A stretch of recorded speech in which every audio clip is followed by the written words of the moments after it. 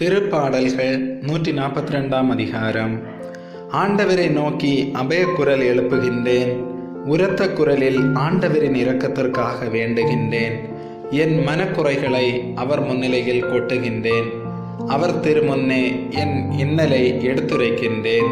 என் மனம் சோர்வுற்றிருந்தது. நான் செல்லும் வழியை அவர் அறிந்தே இருக்கின்றார். நான் செல்லும் வழியில் அவர்கள் எனக்கு கண்ணி வைத்துள்ளார்கள். வலப்புறம் கவனித்து பார்க்கின்றேன். என்னை கவனிப்பார் எவருமிலர்.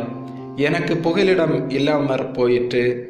என் நலத்தில் அக்கறை கொள்வார் எவருமிலர். ஆண்டவரே, உம்மை நோக்கி கதறுகின்றேன். நீரே என் அடைக்கலம். உயிர் வாழ்வோர் நாட்டில் நீரே என் பங்கு. என் வேண்டுதலை கவனித்து கேளும். ஏனெனில் நான் மிகவும் தாழ்த்தப்பட்டுள்ளேன்.